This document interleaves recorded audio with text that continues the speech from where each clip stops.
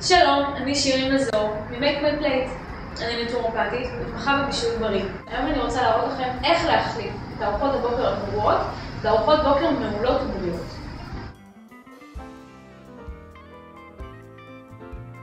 אופציה אחת, דגני בוקר מלאים בסוכר.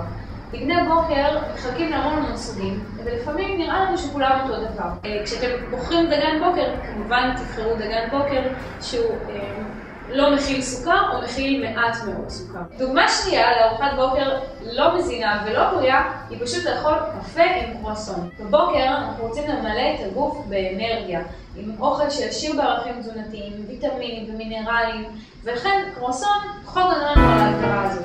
דבר שלישי, ארוחת בוקר פחות מומלצת היא חטיף אנרגיה שמגיע באריזות. החטיפי אנרגיה שנראים כאילו הם הולכים לתת לנו אנרגיה, עשירים מאוד בסוכר ובשומן. אלה ארוחות בוקר גרועות. ארוחות בוקר טובות, יש לי 3 אופציות. בואו נסתכל איזה ארוחות בוקר טובות ובריאות יכולות להיות לנו. למשל, פירות. לאכול פירות בבוקר עם קצת אגוזים נותן לגוף תחושה שהוא קיבל משהו מלא אנרגיה, עם המון ויטמינים ומינרלים ונוזלים שנורא חשובים בבוקר. זאת ארוחת בוקר משביעה. אופציה שנייה לארוחת בוקר בריאה זה פשוט לאכול מוזלי.